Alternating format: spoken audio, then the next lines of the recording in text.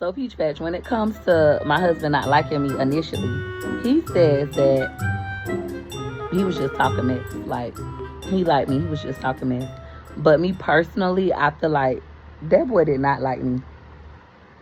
But he eventually started to like me, and he was just the sweetest. Hey y'all see the thumbnail, honey, so let's talk about it. So y'all know that Peach McIntyre is doing story times with Peach, honey. We have shifted from the family content, sitting down at the table and everything. We have shifted back to the shenanigans, back to the childhood trauma, back to the Wood trauma. That's what she need to be talking about. But I find it very interesting that her take on Wood is totally different than her family. This man has been putting paws on her, abusing her since the beginning. Her words, not mine, but she can find forgiveness and grace for Wood. Now, word on the curb, according to her sister Akasha, Wood wanted one of her other sisters. Not fine ass Drill, but one of the other sisters. So yeah, I believe that she knows deep down in her heart, and she's always known that Wood never wanted her. Why do y'all think she stopped taking her birth control? She admitted to that, not my words, hers. She tricked Wood into having a baby, and then she got mad that he was still out cutting up and messing around with Junior's mama. Yes, his oldest son before her. He was still messing around with her, allegedly. Now, these are her words. So you said that's who he really wanted to be with. That's who had his heart. But you still laid down with him. You still paid him. You still let him drive your car and wreck it, honey. Girl, if this is not the epitome of stupid, I don't know what is. And I just don't like the fact that she normalizes not only toxicity and just dysfunction, but she normalizes DV. And when she talks about it, if you watch her face, she has like a smirk on her face as if it's a joke. Like that's a sign of love. So that was a sign of love for you, for Wood to put his hands on you, drag you down the street by your hair, black your eyes. At this point, just say I like to be punished. Big Punisher. That's what they need to call you. Not Big Bag, Big Bank. Big Punisher, because that's exactly what it's giving. You a glutton for punishment. But baby, she got all the smoke for Rasta Queen because Rasta made her take a bath, allegedly, in dirty bath water, scrubbed her neck in front of the family members, and they laughed at her. If I had to pick between the two, y'all let me know what y'all would pick. I'm picking to get my neck scrubbed than getting my eyes dotted and drugged down the street in front of people. And the sad part about all this, and I've said this many times, but her children are getting older. What is she teaching them? What is Wood teaching them? But especially her only girl. She is teaching her only daughter that this type of behavior is acceptable. It's okay for a man to be disrespectful. It's okay for a man not to work and provide. She's teaching them all of the wrong things. My goodness, my gracious. And another thing, did anybody else notice how Wood seemed to be unbothered? Honey, Wood did not seem apologetic. He did not seem remorseful about any of these events that she said that went down. Like I said, he caught amnesia, trying to act like he didn't remember that night, child. I don't believe that. I don't know if he was on those red cups back then or not. But yeah, she got out here and told all of that. And like I said, she knows deep down inside that that man does not want to be with her. And now that I really just think about it, thinking back all the way back to her first child, a lot of this was a competition for Peach. I think she wanted to compete with Junior's mama to see who could get Wood, who could keep Wood, and we see who won the prize. So she think I don't see anything about having a bum as a husband being a prize. Her words, not mine. She was the first one to call him a bum, not me. But anyway, let's continue.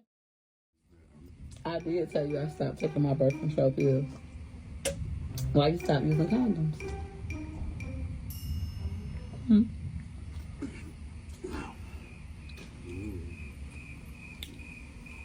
If I had been on birth control all that time and then randomly we just stopped using condoms, why was that? What? If we always used a condom that whole time. We always use condoms. And then all of a sudden, you don't want to use condoms. So what was the thought process on that? What made you stop? You was robbing me at my youth. Girl, how many times are you gonna put the camera on Wood and let him embarrass you out here on these social media streets? I guess Wood said, I'm gonna pay you back for that one. All the time she's got out here and emasculated him, dragged him down to the ground, even his mama and sisters and them, honey. Wood stood on business. He did not say what she wanted him to say, and she looked like a damn fool. But anyway, y'all drop down in the comments more story times to come. She's already said that that's what she's gonna be releasing for the month of August. And the Peach Patch, they are encouraging her to get out here and spill the tea. They said these are the type of stories that they want to hear about. So yeah, she's making money doing it. She enjoys dragging her family. So yeah, it's no telling what else that she'll tell us that we don't know about. But anyway, we'll stay tuned. I'll call y'all back later. Bye, y'all. Peach Patch. When I look back over my life, and as I tell you all the stories, my husband is doing his big one tonight. I tell you all the stories over the next month. You're going to continue to ask, like, why did you stay with him? Why you wouldn't just leave? You know, why your husband a cheater? And I've talked about these things numerous times. For me, it was, I felt like nobody loved me. My husband's love felt like love. Like, at times, it was like he was the only person in the world that loved me. And my husband has been here through the good and the bad, rich and poor. He's also broken me down at my highest. In my opinion, I feel like those times where he's broken me down, it was to humble me, right? I'm successful, I'm making all this money, and he just go do something to just crush my world, like cheap, unexpectedly. I'm thinking we're good, we're happy, we're in a great place, and he go mess with somebody, and it would devastate me. Now that I'm older and wiser, and I take full accountability for the good and bad things in my life, I realized that that wasn't my husband's fault that I would break down. That was my own fault. I am in control of my emotions. I cannot control what people do to me, but I can control how I will react. My husband and I had this conversation yesterday, again, for the umpteenth time, because he used to always tell me no matter what he do, I don't have to, you know, end my life. I don't have to go into a shelter and things like that. Like, that's stupid. No matter what I do to you, you don't have to break down and quit. You sound dumb. That's what he used to tell me. But for me, I could not understand why he would do things to break me, when in reality I was breaking myself. His actions hurted my feelings, and I would break down and quit and feel unworthy. Once I stopped getting my value from this man in my bed, and I started getting my value from within myself, affirming myself positively and putting myself first, it stopped hurting as much. I'm not going to say when my husband is unfaithful that it doesn't hurt, because it does. But it's not the act of cheating, it's the lying. But I have also come to the conclusion that my husband is a compulsive liar, and has been a compulsive liar our entire relationship.